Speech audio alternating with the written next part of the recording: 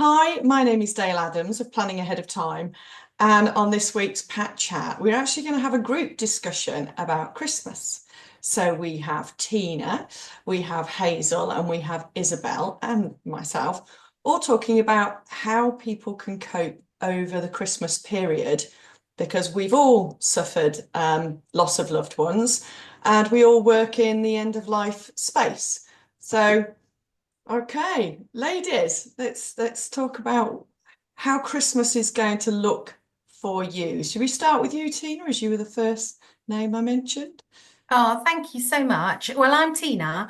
I'm a celebrant and I'm a nurse by background and used to work in a hospice for about 7 years. And I lost my mum also 7 years ago. So when I think about leaning into Christmas, I think about the fact that it's still okay to celebrate, even though they're not there.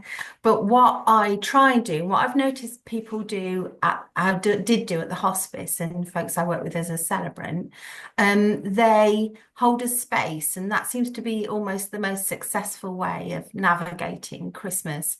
So for my mum, we always like really mention her presence when we open our presents. Because my mum had a habit of liking a bargain and she would search lots of places for a bargain. And when you opened your gift, usually she left the price on. And it was quite comedic because not just the original price, but the several reductions would be on top of the original price. So we would just have a bit of a giggle about my mum's present buying. And if anyone in the family ever does that thing where you accidentally leave the price on the back of the gift, we say, "Oh, look, we're doing a mum." So we definitely do that and have add some humour in. And she was Welsh, loved being Welsh, very proud Welsh woman. And we have her griddle and we cook, usually for Christmas breakfast, we have griddled Welsh cakes on her griddle. And the act of me being in the kitchen, usually on my own, actually, using her griddle, thinking of her, times that we did that when we were growing up, just feels very special to me. And also, I say that because sometimes you just need a moment to yourself. You don't necessarily want to be in amongst everybody else. So there are a few of the things that I do, Dale, for remembering in my own way. I love that. For me, it's the loss of my mum was a couple of years ago. And what I did is I didn't say anything to anybody, but I realized there was mum champagne. So I actually bought the mom champagne. And so for me, I lit a candle as soon as I got up in the morning, and that was on all day. And I served mom champagne through the day without saying anything to anybody else. And I've got the same this year. So it's sort of, I know that every time everybody's having a drink, we're honouring and toasting her. We raise a toaster as well. Um, but 2 weeks ago, I my dog died unexpectedly, and that's been another loss that I know we're not. It's not all about sort of humans. It can be any sort of loss that you're feeling of a relationship, of a person. And my dog dying unexpectedly was a huge shock.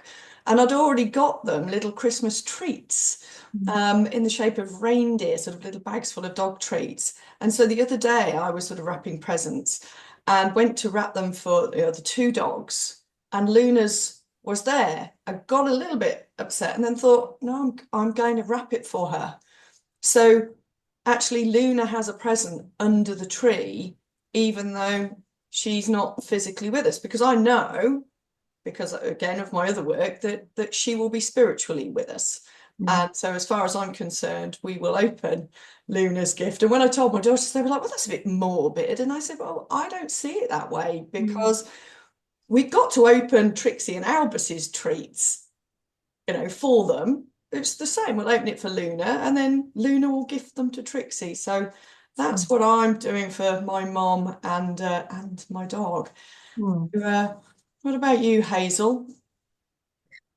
Um, well, I live on my own now, obviously, because my husband died 5.5 years ago. Um, and for some unknown reason, I found it harder in the run up to Christmas this year than normal. I don't know why that is particularly, but I just have found it hard to get into the spirit. But um, I had my family Christmas yesterday with all my brothers and sisters, and that was really nice. So, Christmas morning, when I get up, I will do what you do, Dale, and I will light a candle. I've always lit a candle on Christmas morning, and I'll probably have a good old cry because get it out the way is my method, just do the crying, have the moment. And then I'm coming round to your house because you've got champagne being served on the day. That's Feel my free. plan now.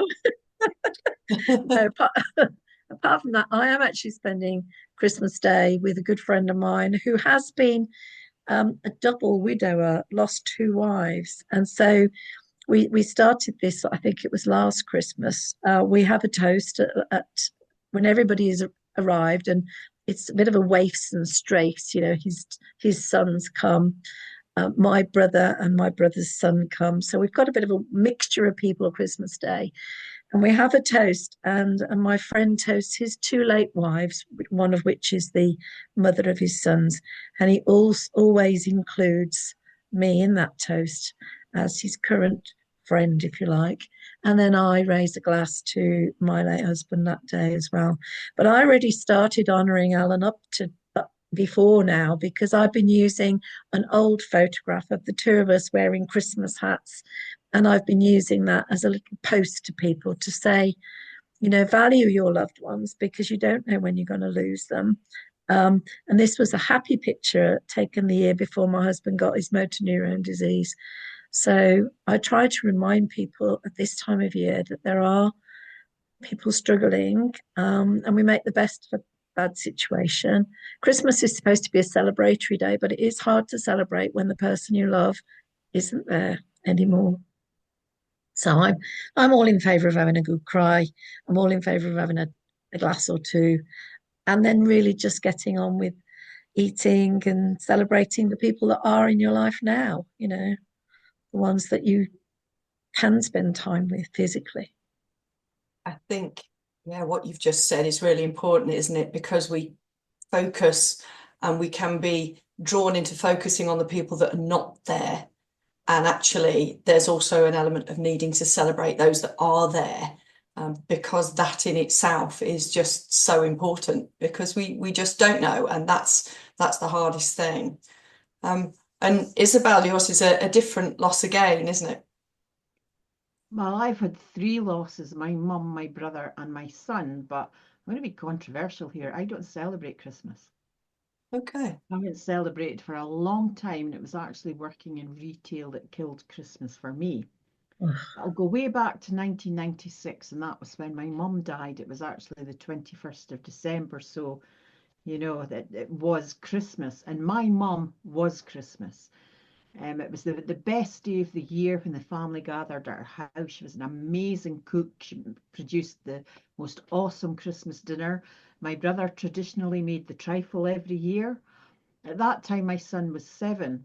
And I remember on a Christmas going up to what was my mum's house because my sister and my brother-in-law took on the role of producing the Christmas dinner.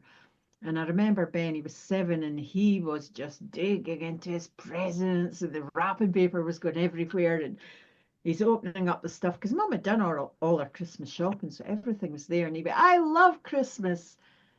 And then he suddenly stopped and he looked at his gift and he looked up and he said, I'm supposed to be sad today.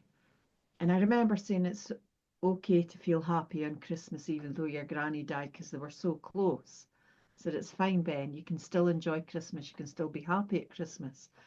And I sometimes think there's an expectation that you must feel sad at Christmas if you've lost somebody. And it doesn't have to be that way. In 2011, there was another bereavement close to Christmas, and that was my brother. He died on November the 14th. Now, by that time, I wasn't really celebrating Christmas. After years of working in retail, it just ended my love of Christmas. And I think also my mum not being around because, like I say, she was Christmas. She made Christmas. But what I found hard was people saying to me in November, oh, it must be so hard for you at this time of year. And I'm saying, what do you mean at this time of year? Oh, Christmas. I was like, but it's not Christmas. So I found that really hard. But that year, and my brother was supposed to be coming to me that year for Christmas. He was going to be staying with me. So that not having my brother staying with me, and I don't think it would have mattered if it was Christmas, Easter, or any time of year, that was really, really difficult. But again, my brother was so close to my son, so I found my energies going to support my son because apart from his granny, it was the first bereavement of somebody really, really close as an adult he'd had, and he didn't know how to cope. So it was letting him know it's okay to feel the way you feel. There's no right or wrong way to grieve. Do what you need to do. So Ben, he was with his girlfriend at the time, and she just went mad at Christmas. So he went to her family at Christmas and celebrated then. So now we'll come to 2019, and that's when my son died. So 5.5 years ago. And he was a bigger bah humbug than me. I'm actually not a bah humbug. I just choose not to celebrate Christmas. I celebrate winter solstice instead. So when it came to the first Christmas without Ben, again, there was this expectation that I was going to be really, really sad on Christmas because it was Christmas and I wasn't. And I was constantly reassuring people, I'm fine. Honestly, I'm fine. But this is strange, Hazel. This year, 5.5 years after he died, I'm struggling. Mm. And I don't know why. I was speaking to my husband about it this morning and he just said, well, the brain and emotions are a strange thing. But I think I'm always looking for what triggers. And Mm. maybe it's something, maybe it's nothing, but I am really struggling this year. And like I say, haven't celebrated Christmas for a long time, so I don't know what's happened. So grief is complex at any time of the year, but Christmas can be really triggering for some people. Mm. Yeah. Yeah, very, Well, very much so. Carry on, Hazel. well, I'm just feeling for Isabel really to have so many losses. And you know, kind of strange way. I've lost my mum because she's had dementia for a while, and I went to see her a couple of days ago, and I'm going to see her again Christmas morning on my way over. And that's weird as well, because when mum was alive, well, when she was not alive, when she was living at home, I was always doing all her Christmas wrappings, and doing all the cards for her because I was her carer before I became my husband's carer. Um, and now she doesn't even know what planet she's on. She doesn't know that it's Christmas. And I make a big fuss and I'll go in and I'll have presents for her, but she really doesn't know and understand it. So there's different kinds of loss. There's the physical loss of somebody dying, and then there's the loss of somebody with dementia who is no longer with us in the normal sense of the word. And I find that when I go and see her, I always find that tough now. I never had the strongest relationship with her, which is weird. But when she became ill and I became her carer, I think our relationship switched and that bond developed in a different way because I don't have children and I felt I was responsible for her. I can't imagine what it's like losing a child. That's an awful, awful, awful thought. But I think there's something about in the early days of grief, you're very aware that you're going to feel bad. I think in those early days and years, you sort of do stuff to help you through the grief somehow. You get through it. And I think we probably think we're all right, but we're not. And then the grief is still there in the background and nibbling away at you bit by bit. And I think it's 5.5 years for me this year. Um, and I think it's harder the longer you've lost somebody. The longer it goes on, the longer you've been without them, and the more you kind of think, wow, you know, and they're forever young in your mind because when they died, they were X age and they don't get older, but you move on and you become older and your life changes, and they're not part of it because you've got no recent history with them. So I think it is hard, you know, the longer it goes on. Ah, Yeah. sorry, I go think on, Tina. something that's hard for people is you've lost your person, the person that you love, and everybody's kind of focused on the funeral, and then it's like the day after the funeral, everybody else is going back to their normal life, but you don't have a normal life anymore. And I found that hard. It's like, I'm still Ben's mum, but I'm not Ben's mum. You know, he's not there. My mum wasn't there, and we spoke every single day, me and my mum. My brother, he wasn't there, and I found that hard watching people going back to their normal life when I had to find a new normal. And that Yeah. makes sense. That was hard. I, I was just gonna say it's so good to share and talk like this because I have always felt when I was at the hospice, there's all sorts of models of grief that you teach one another, but the one that always stuck with me and felt the strongest and most real was that idea of a ball in a box. And I'm sure lots of you have come across it, but the idea that there's a box and there's a massive balloon in it or a ball in it, and there's a trigger on the side inside the box. And when the grief first happens, the ball is enormous and it presses on that trigger all the time. And like you say, Isabel, the day after the funeral, the ball's probably quite big. And then in the year that follows, the ball shrinks, but it's still in the box, ricocheting around every single anniversary in the year to follow the first time you do something without them. And I think that first year, you kind of steel yourself for that, you know, and then the birthday without them. But the second year, it's still the birthday without them. And then as the time goes on, they say that the ball in the box becomes almost ping pong sized, but it still ricochets around the box. And every now and again, it hits the trigger. And that really struck me. When I was poorly, even when I was a teenager and a young woman, if I went home, my mum would make me chicken soup, usually Campbell's, and I would lie on the sofa and I would have chicken soup to make me feel better. In fact, she even made me chicken soup when I had chicken pox, which seemed a little bit, not appropriate. But anyway, I was just going about my life and I don't know why, it was March and I was in a supermarket and I was in the soup aisle and I saw this chicken soup and I just felt really tearful and just had this real big surge of emotion just looking at a tin of chicken soup. And I think stuff like that happens and keeps on happening. Um, from the minute that that person isn't in our life right until we're not in our life, that's just the truth of it. So, but I do think also I did a couple of funerals last week as a celebrant, and one of the people said to me, I wish people would stop asking me if I'm okay, because it's such a big question. Yeah, just ask me if I'm okay today. I could probably answer that question. Such an interesting thing to say. Yeah. I think what Isabel was saying earlier as well is so appropriate, that it's not just Christmas. We feel this grief and these emotions all year round. And yes, because everybody's supposed to be celebrating at Christmas, everybody's supposed to be happy.